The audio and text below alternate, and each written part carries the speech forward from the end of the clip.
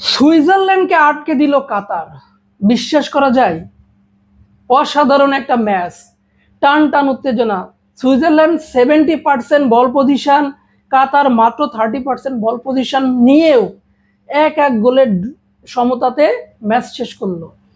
Switzerland একটা পেনাল্টিতে গোল দিয়েছে, যেটা একটু বিতর্কিত ছিল, যেখানে দুইটা অফসাইডের একটা সুযোগ ছিল। ওই অফসাইড পজিশন থেকে ভার চেক করেও তাদেরকে পেনাল্টিটা দিয়েছে। ঠিক আছে, গোলটা হলো, কিন্তু শেষ মিনিটের দিকে এসেই যে হেডটা দিয়ে গোলটা করলেন, দেখেন এই হেডের যে গোলটা ওদের হয়তো অন গোল হিসেবে কাউন্ট হয়েছে, কিন্তু মূল হেডটা দিয়েছেই তো কাতারের প্লেয়ার। যাই হোক, কাতারের এই অবিশ্বাস্য সমতাতে আমরা আসলেই খুশি, কারণ এই কাতার গতবার তারা হোস্ট নেশন ছিল, এইবার তারা কোয়ালিফাই করছে, কিন্তু মনে হয়েছিল যে সুইজারল্যান্ডের কাছে এরা পাত্তাই পাবে না।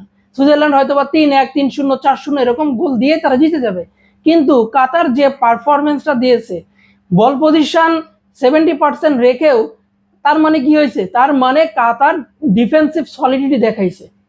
যাই হোক, দেখা হবে পরবর্তী ভিডিওতে। ভালো থাকবেন।